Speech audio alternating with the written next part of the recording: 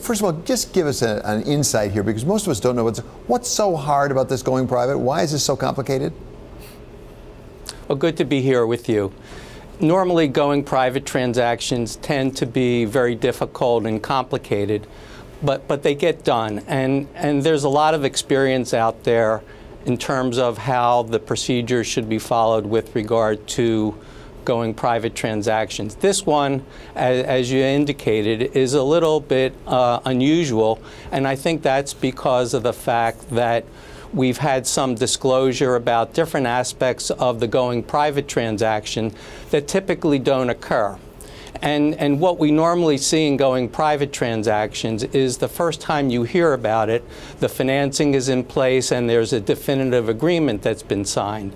But here we've had some, what we refer to as premature disclosure perhaps, and now we're all trying to figure out what's going on before the transaction has been fully baked.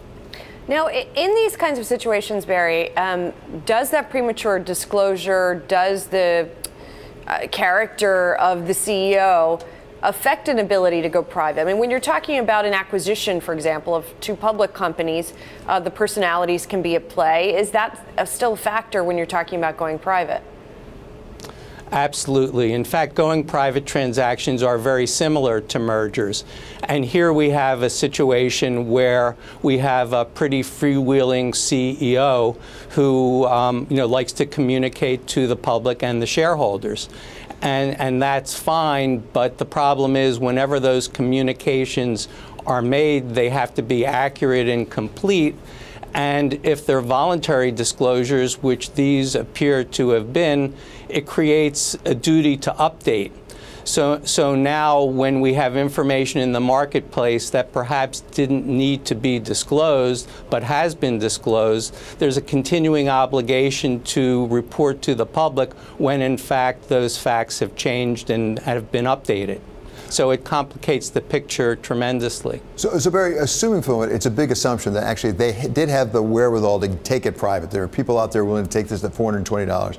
There are a lot of hurdles there. Assuming they had it all put together, could the SEC, because they've raised questions about those disclosures, could the SEC stop them if they concluded that in fact there were substantial questions about the accuracy of the disclosures?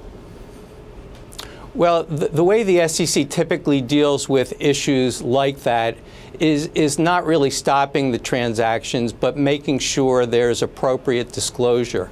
Having said that, whenever someone is involved in a going private transaction, there are significant and complicated filings that need to be made with the SEC. And if there's an enforcement interest during that period of time, it certainly could affect the process by making it longer and that sort of thing.